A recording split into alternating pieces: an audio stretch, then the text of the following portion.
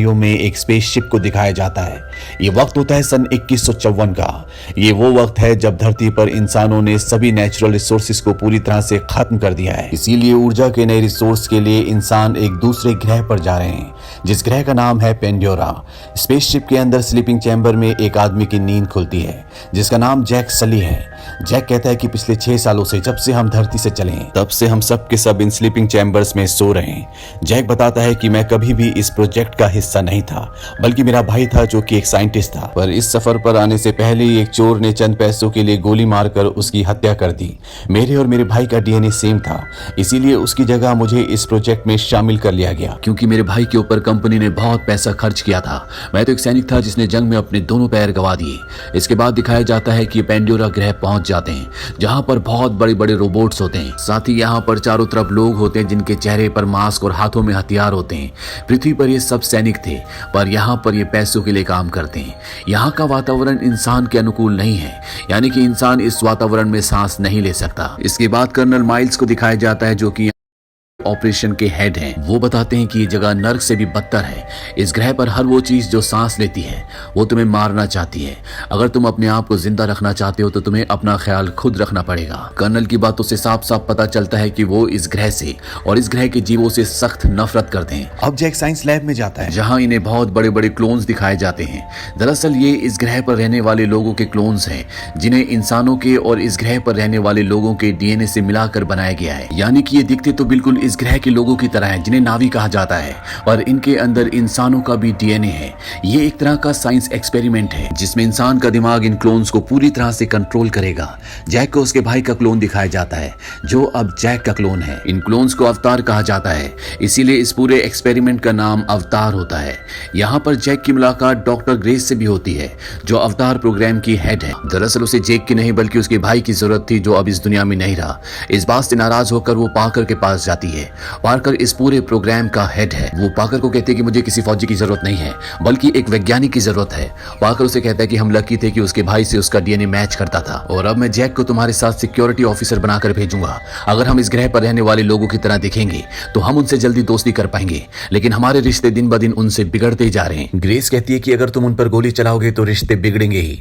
Parker उसे वो पत्थर दिखाता है जिसे अनऑप्टेनियम कहा जाता है, जो इस ग्रह की जमीन के अंदर भरपूर मात्रा में भरा हुआ है। पार्कर कहता है कि हम इस ग्रह पर इस बेशकीमती पत्थर की वजह से है, जो हमारी दुनिया में 1 किलो 100 करोड़ का बिकता है। इस पूरे प्रोजेक्ट का खर्चा, तुम्हारे साइंस का खर्चा सब इसी पत्थर से आता है, इसीलिए जो भी हमारे बीच में आएगा हमें उसे अपने रास्ते से हटाना होगा। इसके बाद जैक को दिखाया जाता है जो एक स्लीपिंग चैम्बर के अंदर जाता है। दरअसल एक मशीन है जिसके अंदर जाने के बाद इंसान गहरी नींद में चला जाता है, पर उसका क्लोन जो उसके डीएनए से बना है वो पूरी तरह से एक्टिव हो जाता है। यानी कि उसका इंसानी शरीर तो सो जाता है, पर उसका वो शरीर जो उसके डीएनए से और इस ग्रह पर रहने वाले लोगों के डीएनए से बना है, जिसे अवतार कहा जाता है, वो जाग जाता है। और जब जैक का अवतार जागता है तो वो बहुत खुश होता है, क्योंकि इस अवतार में उसके पैर बिल्कुल ठीक है। वो डॉक्टर्स के मना करने पर भी खड़ा हो जाता है और इस जगह से बाहर निकल जाता है। बाहर निकलने के बाद वो पूरी तेजी से भागता है। ये उसके लिए एक सपने की तरह है, क्योंकि एक इंसान जिसके पैर नहीं है, उसकी जिंदगी में इससे बड़ी कोई बात नहीं हो सकती कि वो अपने पैरों पर भाग रहा है। यहाँ पर डॉक्टर ग्रेस भी आती है। वो जैक से पूछती है कि तुम्हें कैसा लग रहा है। जैक कहता है कि मैं बता नहीं सकता। अब रात हो जाती है और इन सब अवतार को, जितने भी क्लोन्स होते हैं, इन सब को सुला दिया जाता है। और जैसे ही सोते हैं जैक अपने इंसानी जिस्म में उठ जाता है। यानी कि जब अवतार सोता है तो इंसानी जिस्म उठता है, और जब इंसानी जिस्म सोता है तो अवतार उठ जाता है। अब अगले दिन कर्नल माइल्स का रिकॉर्ड चेक किया। तुम काफी बड़ी बड़ी जंगें लड़ चुके हो, मुझे तुम्हारे जैसे सिपाही की जरूरत है। मुझे इस साइंस के प्रोजेक्ट में कोई भी दिलचस्पी नहीं है। जहां पर इस ग्रह के लोग रहते हैं, जहां पर उनका गांव है, वहां पर बहुत सारा अनऑप्टेनियम है। मैं चाहता हूं कि तुम उनके बीच जाओ, उनमें शामिल हो जाओ, उनसे दोस्ती करो, और जब सही वक्त आए तो तुम उन्हें गांव खाली करने के लिए कहना, ताकि उस जगह से हम सारा अनऑप्टेनियम निकाल लें। अगर तुम मेरे काम करोगे तो मैं तुम्हारी टांगे हमेशा के लिए ठीक करवा दूंगा, तुम्हारी असली टांगे। जैक कहता है कि मैं आपके लिए जरूर काम करूंगा। अब अगले दिन जैक, ग्रेस, नॉम और उसके कुछ साथी कैंप से बाहर जंगल में पहुंच जाते हैं, जहां पर इस ग्रह के लोग और बहुत खतरनाक जानवर रहते हैं। ग्रेस पेड़ पौधों के सैंपल ले रही होती है। तभी जैक उनसे अलग इस जंगल को देखने लगता है। उसके सामने एक बहुत ही खूबसूरत पौधा होता है। जैसे वो उसे टच करने की कोशिश करता है वो बंद हो जाता है। इसके बाद यहाँ पर वो एक के बाद एक सभी पौधों को टच करने की कोशिश करता है, जिस वजह से सभी पौधे बंद हो जाते हैं, और उनके पीछे होता है खतरनाक जानवर। अब ग्रेस भी वहां पर आ जाती है। ग्रेस उससे कहती है कि तुम हिलना मत, ये तो तुम्हें कुछ भी नहीं करेगा। लेकिन जैक भाप जाता है कि वो उसकी तरफ उसे मारने के लिए बढ़ रहा है। जैक भी पूरी बहादुरी से उसकी तरफ भागता था कि वो डर जाए, और होता भी ऐसे है। वो खतरनाक जानवर डर कर रुक जाता है, लेकिन वो जैक से नहीं डरा होता, बल्कि उसके पीछे उससे भी एक खतरनाक जानवर आ गया होता है जो इस प्लेनेट पर सबसे खतरनाक है। ग्रेस उससे कहती है कि जितनी तेज भाग सकते हो भागो, और अब जैक भागना शुरू करता है। वो जानवर भी लगातार उसका पीछा करता है, पर तभी उसके सामने झरना आ जाता है जिससे जैक कूद जाता है। इस तरह से जैक अपनी जान तो बचा लेता है, पर वो अपने साथियों से अलग हो चुका है। अब वो इस खतरनाक जंगल में भटक रहा है, उसे नहीं पता कि उसे कहां जाना चाहिए। तभी हमें पेड़ के ऊपर दिखाया जाता है जहां पर एक लड़की होती है जिसका नाम नेटीरी है, जो इसी ग्रह की है। वो जैक को देख लेती है और अब वो उसे अपने तीर से मारने वाली होती है कि तभी उसके तीर के ऊपर एक अजीब सी चीज आकर बैठ जाती है, जिस वजह से वो जैक को नहीं मारती। जैक को भटकते भटकते रात हो जाती है। चारों तरफ से खतरनाक जानवरों की आवाज आ रही होती है। जैक बड़ी मुश्किल से आग जलाता है, पर तभी उस पर इस ग्रह के जंगली कुत्ते, जो कि बहुत खतरनाक होते हैं, एक साथ हमला कर देते हैं। जैक उनका सामना करने की कोशिश भी करता है, पर वो इतने सारों को मार नहीं सकता। इससे पहले कि वो जंगली कुत्ते जैक को मारते, यहाँ पर वही लड़की जिसका नाम नेटीरी है, जो जैक को तीर मारने वाली थी, वो आ जाती है और वो सभी जंगली कुत्तों को मार कर भगा देती है। इसके बाद वो जाने लगती है, लेकिन जैक भी उसका पीछा करता है और कहता है कि मैं तुमसे तुम्हारी चीजें सीखना चाहता हूँ। नेटीरी कहती है कि आसमानी लोग सीख नहीं सकते क्योंकि उन्हें कुदरत नहीं देखती, तुम्हें यहाँ पर नहीं होना चाहिए था। और तभी जैक के ऊपर उसी तरह के फूल जो नेटीरी के तीर के ऊपर आकर बैठे थे, पूरे शरीर पर बैठ जाते हैं। ये देखकर नेटीरी पूरी तरह से हैरान हो जाती है। जैक उससे पूछता है कि सब क्या है। वो बताती है कि ये पवित्र आत्माओं के पेड़ के बीज हैं, तुम्हारी आत्मा बहुत पवित्र है। और इसके बाद वो जैक को अपने साथ ले जाने लगती है, पर तभी यहाँ पर उसी के कबीले के कुछ लोग आ जाते हैं जो जैक को बंदी बनाकर अपने कबीले में ले जाते हैं। नेटीरी के पिता इस कबीले के सरदार होते हैं और उसकी मॉम एक स्पिरिचुअल गुरु होती है जो जैक का खून टेस्ट करती है और वो समझ जाती है कि ये एक पवित्र आत्मा है। जैक कहता है कि मैं तुम्हारे तौर तरीके सीखना चाहता हूँ, तुम किस तरह से शिकार करते हो मैं ये भी सीखना चाहता हूँ। और वो जैक को सिखाने के लिए मान जाते हैं। रात को जैक यहाँ पर सो जाता है और अगले पल वो अपने कैंप में, जहाँ पर उसका इंसानी शरीर है, वो उठ जाता है। जैक को जिंदा देखकर सब बहुत हैरान होते हैं क्योंकि सभी को अभी तक यही लग रहा होता है कि जैक के अवतार वाले शरीर को मार दिया गया होगा। जैक बताता है कि मैं उनके कबीले में शामिल हो चुका हूँ और वो मुझे सिखाने के लिए तैयार हो गए हैं। अब मैं भी उनके परिवार का हिस्सा हूँ। ये सुनकर सब बहुत खुश होते हैं। पीटर जैक से कहता है कि जहाँ पर उनका गांव बसा है वो पूरा एरिया 200 किलोमीटर तक फैला है और वहां पर अनऑब्टेनियम का भंडार है। तुम्हें उन्हें वहां से हटने के लिए कहना होगा क्योंकि मैं किसी तरह का खून खराबा नहीं चाहता। जैक कहता है कि अगर उन्होंने अपना गांव खाली नहीं किया तो क्या। कर्नल कहता है कि तुम्हारे पास 3 महीने हैं, इसके बाद हम अपना तरीका अपनाएंगे। और अब जैक रोज उनके गांव में जाना शुरू कर देता है, जहां नेटीरी उसे ट्रेनिंग देना शुरू कर देती है कि जंगलों में कैसे जाया जाता है, पेड़ों पर कैसे भागा जाता है, किस तरह से हथियार चलाए जाते हैं। जैक भी उनके तौर तरीके पूरी शिद्दत से सीख रहा होता है और बहुत जल्दी वो उनकी लगभग सभी कलाओं को, उनकी जीवन शैली को पूरी तरह से सीख जाता है। और एक दिन नेटीरी जैक से कहती है कि अब तुम नावी बनने के लिए तैयार हो। दरअसल ये इस कबीले का एक रिवाज है जहां पर हर एक इंसान को ट्रेनिंग करवाई जाती है और जब वो सभी कलाओं में परफेक्ट हो जाता है तो उसे नावी बना दिया जाता है, यानी एक तरह का योद्धा। नेटीरी कहती है लेकिन इससे पहले तुम्हें अपना इकरान चुनना होगा। यहाँ पर बहुत बड़े बड़े पक्षी हैं जिनके ऊपर बैठकर यहाँ के लोग सवारी करते हैं, लेकिन एक नावी अपनी पूरी जिंदगी में सिर्फ एक ही पक्षी चुन सकता है, जिसके लिए एक बहुत लंबा सफर तय करना पड़ेगा। और अब जैक इसी कबीले के बाकी लोगों के साथ, जिनकी ट्रेनिंग पूरी हो चुकी है, जो अपना इकरान चुनने के लिए जा रहे हैं, जैक भी उनमें शामिल हो जाता है। ये एक बहुत लंबा सफर होता है जहाँ पे आसमान में बादलों से भी ऊपर उड़ने वाले पहाड़ होते हैं। ये सब के सब उस रास्ते से उस जगह पहुंच जाते हैं जहाँ पर बहुत सारे इकरान होते हैं। नेटीरी भी अपने इकरान के ऊपर बैठकर इस जगह तक पहुंच जाती है। सबसे पहले जैक को भेजा जाता है। जैक नेटीरी से पूछता है कि मुझे कैसे पता चलेगा कि मेरा इकरान कौन सा है। नेटीरी कहती है कि वो तुम पर हमला करेगा और इसके बाद जैक वहां पर इकरान चुनने के लिए जाता है। एक इकरान उस पर हमला करता है। जैक बड़ी मुश्किल से उसे अपने कंट्रोल में ले लेता है और इसके बाद वो उसकी सवारी करता है। शुरू में जैक को बहुत प्रॉब्लम होती है, लेकिन जल्दी वो सीख जाता है कि इकरान को कैसे कंट्रोल किया जाता है। और इसके बाद जैक और नेटीरी अपने अपने इकरान पर आसमान की लंबी लंबी सैर करते हैं। नेटीरी कहीं ना कहीं अब जैक को पसंद भी करती है। जैक भी नेटीरी को पसंद करता है और एक दिन जब ये दोनों के दोनों अपने अपने इकरान पर होते हैं, तभी आसमान से एक बहुत बड़ा इकरान जो छोटे इकरानों को खा जाता है, जैक के ऊपर हमला करता है, जिस वजह से जैक और नेटीरी को भागना पड़ता है। ये दोनों के दोनों किसी तरह से उस इकरान से बच जाते हैं। रात को इकिरी बताती है कि इसे तुरुक कहा जाता है। आज तक नावी कुल के इतिहास में सिर्फ 5 बार लोगों ने इसकी सवारी की है। ये हमारी दुनिया में सबसे शक्तिशाली है। मेरे दादा के दादा ने इस पर सवारी की थी। ये वो वक्त था जब हमारी दुनिया बहुत मुश्किलों से गुजर रही थी, पर मेरे दादा के दादा ने जब तुरुक की सवारी की तो सभी कबीले एक हो गए। जैक को इनके रीति रिवाज, इनका रहन सहन प्लान बहुत पसंद होता है और जैक ने अपनी परीक्षा भी पूरी कर ली है, इसीलिए जैक को पूरे रीति रिवाजों से ये अपने में शामिल कर लेते हैं। निटिरी जैक को एक पवित्र जगह पर ले जाती है। वो कहती है कि यहाँ हम प्रार्थना करते हैं, इसे आवाजों का पेड़ कहा जाता है, हमारे पूर्वजों की आवाजें। और जब जैक अपने बालों को उस पेड़ की लताओं से जोड़ता है तो उसे सच में वहां से आवाजें आती है। निटिरी उसे बोलती है कि अब तुम हम में से एक हो, अब तुम इस वृक्ष की लकड़ी से एक धनुष बना सकते हो और कबीले से किसी भी लड़की को अपने लिए चुन सकते हो। जैक कहता है कि मैं पहले चुन चुका हूं, पर उसे भी मुझे चुनना होगा। निटिरी समझ जाती है कि वो उसी के बारे में बात कर रहा है।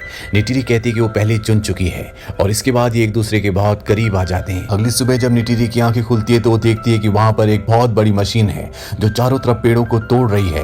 वो जैक को उठाने की कोशिश करती है और जैक इंसानों की दुनिया में यानी कि इंसानी रूप में उठा होता है। उसे यहाँ उठने के लिए मशीन के अंदर जाना होगा। जैक जल्दी से मशीन के अंदर जाता है जिससे उसकी क्लोन वाली बॉडी एक्टिव हो जाती है। वो जाग जाता है। वो देखता है कि इंसान कुल देवता के वृक्ष को तोड़ रहे हैं। वो उस मशीन के ऊपर चढ़ जाता है और उसके कैमरे को तोड़ देता है, पर तभी यहाँ पर सिपाही उस पर गोलियां चलाते हैं जिस वजह से जैक वहां से निकल जाता है। दरअसल 3 महीने पूरे हो चुके हैं और अब पीटर और कर्नल के आदमी इस जगह पर हमला करने वाले हैं। जेक और निटिरी कबीले के पास जाते हैं। यहाँ पर ग्रेस भी होती है जो इन्हीं के रूप में होती है। जेक और ग्रेस इन्हें बताना चाहते हैं कि इन पर हमला होने वाला है, पर इससे पहले कि उन्हें बताते कर्नल उस कैमरे में जिस कैमरे को जेक ने तोड़ा था उसमें जेक की फोटो देख लेता है। इस बात से कर्नल को बहुत गुस्सा आता है और वो उस जगह जाता है जहाँ पर स्लीपिंग चैम्बर्स हैं। दरअसल ये स्लीपिंग चैम्बर्स इनके बेस से बहुत दूर जंगल में होते हैं। कर्नल वहां पर पहले ग्रेस का और उसके बाद जेक का स्लीपिंग चैम्बर ऑफ कर देता है जिससे वो उस दुनिया में यानी कि क्लोन रूप में पूरी तरह से डेड हो जाते हैं और इंसानी रूप में होश में आ जाते हैं। जेक और ग्रेस पीटर और कर्नल को समझाने की कोशिश करते हैं कि उनके घर को, उनके जंगल को तबाह मत करो। यहाँ पर हर एक पेड़ का दूसरे पेड़ से कनेक्शन है। साथ ही जिस गांव पर तुम हमला करने वाले हो वहां पर कई 100 परिवार रहते हैं, वहां पर छोटे छोटे बच्चे हैं। पीटर इन दोनों को कहता है कि तुम्हारे पास आखिरी मौका है, मैं तुम्हें 1 घंटा देता हूँ, 1 घंटे में उस जगह को खाली करवा दो। जैक और ग्रेस अपने स्लीपिंग चैम्बर में चले जाते हैं और इसके बाद वो अपने अवतार वाले रूप में जागते हैं, जहां पर जैक कबीले वालों को बताता है कि यहाँ पर बहुत जल्दी इंसानी आर्मी आने वाली है। वो तुम्हारे पूरे गांव को तबाह कर देगी। तुम चाहकर भी उनके हथियारों का सामना नहीं कर सकते। इंसानों ने मुझे इसीलिए यहाँ पर भेजा था। ये सुनकर निटिरी पूरी तरह से शॉक्ड हो जाती है। वो जैक से पूछती है कि तुम्हें पता था कि ये सब होने वाला है? जैक कहता है कि हाँ, लेकिन अब मैं तुमसे प्यार करता हूँ, इस जगह से प्यार करता हूँ, मैं तुम में से एक हूँ। निटिरी को बहुत गुस्सा आता है।